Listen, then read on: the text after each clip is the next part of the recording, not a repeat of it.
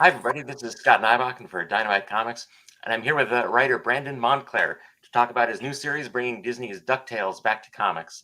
Brandon, thanks for joining us on the channel. Hey, thanks for having me. I'm excited to talk comics.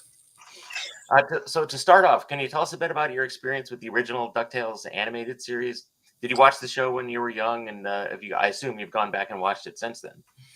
Yeah, I did watch it when I was young. I watched it. It was I was a little bit older, so I was still a kid, but maybe at the time I thought DuckTales might not have been too cool. Whereas foolishly I'd say, oh, Transformers, that's really cool, or GI Joe or He-Man would be really cool. But as a kid, I literally watched everything. I read tons of comic books. So I read it, and it's very much true that when you kind of go back and look at some of the stuff, at least from my point of view, it doesn't really all hold up. But the DuckTales was a really good cartoon, and I kind of had a feeling it would be when I went back and watched some of the episodes again, and it really does hold up as quality for everybody. And I have two daughters who 7 and 15, so it's easy for them to kind of sit down and watch it also. So it's been good times. Yeah, so and the core of DuckTales is the quartet of Huey, Dewey, Louie, and their fantastically wealthy uncle Scrooge McDuck. Right. But there's also a memorable cast of supporting characters that populated the city of Duckburg and the wider world beyond. Who can we expect to see from that extended crew in this new series? Very much consciously in the first few issues, it's going to be concentrating on those core four guys of Uncle Scrooge and Huey, Dewey, and Louie.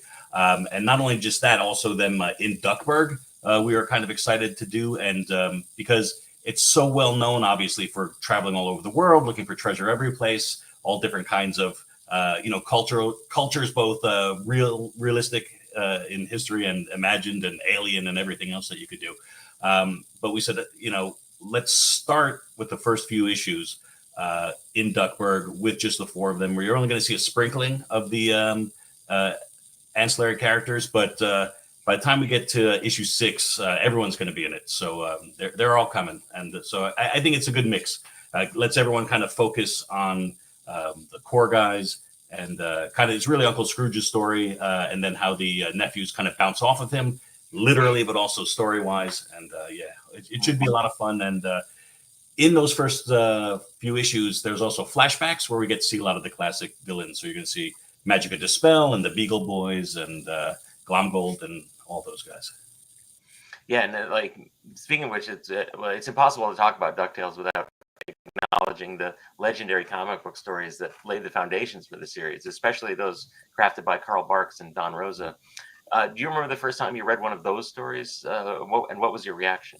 I've been reading comics, like I said, my whole life. I was older when I read all of that stuff, so I didn't grow up on it. Like I wasn't a kid reading.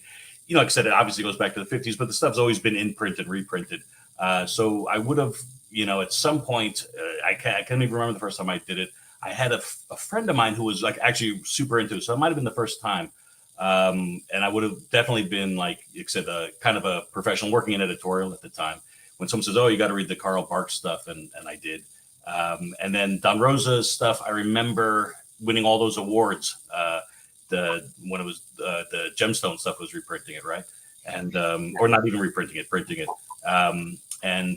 So I was kind of always aware of it. And I think if you're a professional and you've been in it as long as I have, you're going to come across Carl Barks and realize that he really was a master of that storytelling and simplicity. So I tried to bring a lot of that stuff back into our new project.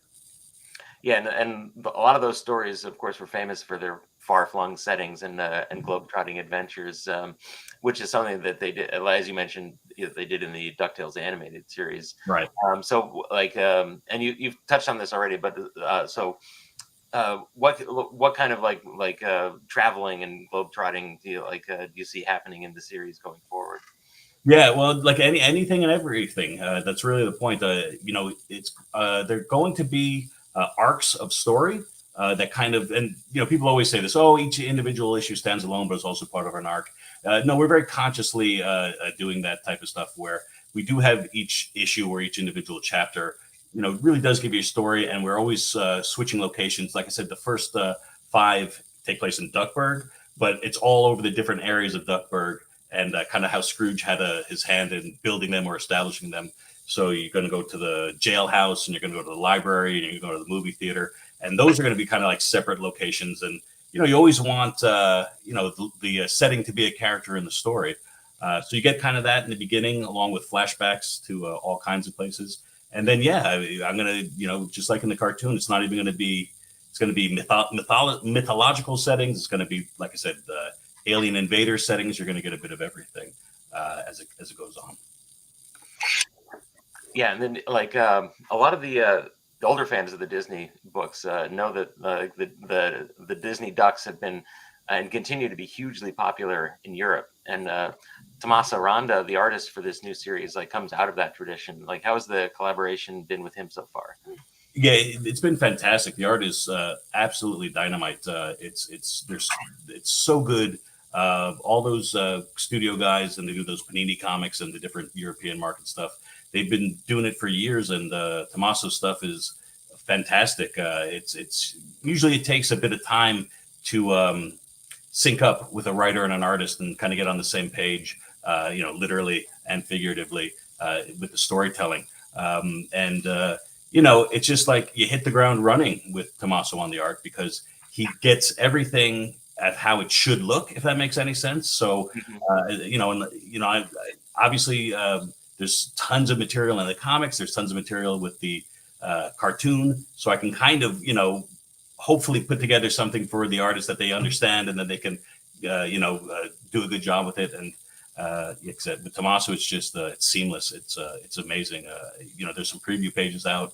Those are the first 4 pages I saw, just like all the readers have seen it, and you could just see how fantastic it is. Yeah, and I'd already asked you about the upcoming characters, but I did want to ask specifically about my personal favorite, Gyro Gearloose. Okay. When are we going to see him? You're going to see him, but not in the first few issues. Okay. I like Gyro a lot. He's been around forever, but like I said, all the fan favorites are going to be there. He's pretty cool. All kinds of favorites. I like Doofus. I like even Webby. But it's going to be after the first few issues that I get to play with those guys and showcase them for the readers. Yeah. And finally, and this is an age-old question that perhaps has no answer, but okay. Scrooge McDuck and Magica De-Spell and Flintheart Glomgold, they're all ducks.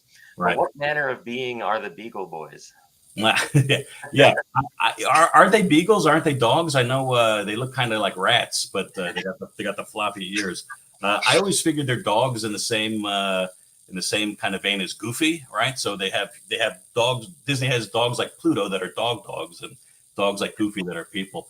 And that is in fact the correct answer. Is that okay? Good. Yeah. And it's funny because the gang about 4 blocks that way is Bowery, because I live in New York City, and so they're named after an old gang of Bowery boys, hooligans, and they live up to it. And they're great characters. I like that if you look at the earliest comics, they're all the same except for the different number. And then you have Ma Beagle, who comes in and kind of mixes it up, and then they've gotten different personalities. So you kind of get a mix of this weird uniformity and this strangeness. But yeah, they're dogs, just like Duckworth. The butler's a dog. Yeah, named Duckworth. Well, Brandon, thank you for joining us, and thanks for everyone for watching.